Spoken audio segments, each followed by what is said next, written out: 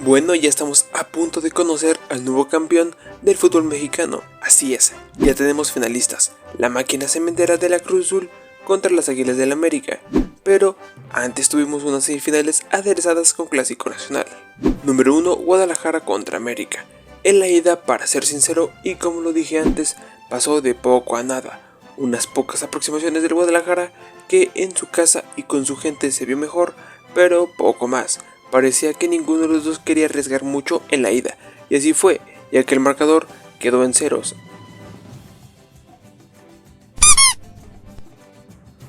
aún con algunas distracciones de la saga americanista.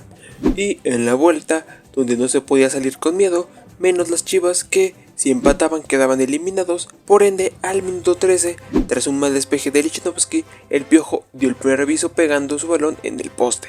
Después, en el primer tiempo, era la continuación de lo que vimos en el Akron. El balón muy peleado en medio campo, sin aproximaciones claras de ninguno de los equipos, tanto que el invitado de honor cayó al 59, cortesía de Israel Reyes, cumpliendo la regla de que 2 cabezazos en el área es gol. Y así fue, y aún con el gol no pasó nada más, solo que, ahora sí, en los últimos minutos el América se veía mejor, pero no hubo nada más destacado. Y por ese gol solitario, el América está en la gran final y recibirá la vuelta en su casa.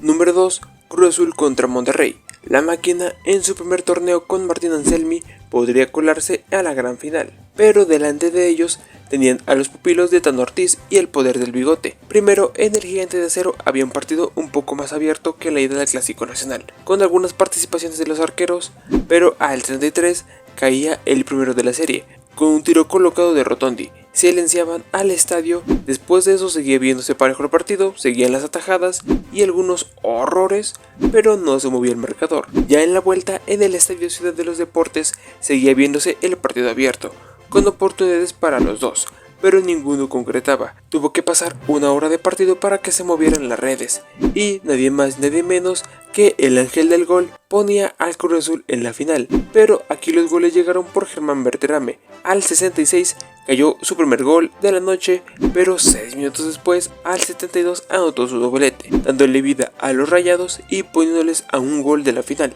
Pero lamentablemente para su causa, el tiempo se agotó y el Cruz Azul avanzó a la gran final.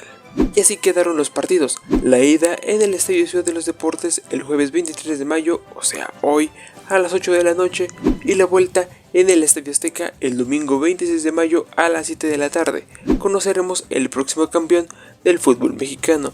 Y aunque esto no tiene nada que ver con el fútbol mexicano, son dos noticias importantes. Número 1, Toni Kroos, el experimentado jugador del Real Madrid, seleccionado alemán de 34 años, ha anunciado que, después de la Eurocopa del 2024, se retirará del fútbol profesional. Se retira uno de los mejores, no solo mediocampistas, sino jugadores del mundo y, sin duda, de la historia. Número 2, el Bayer Leverkusen, después de hilar 50 partidos invicto, perdió el más importante, la final de la UEFA Europa League, frente al Atalanta 3-0.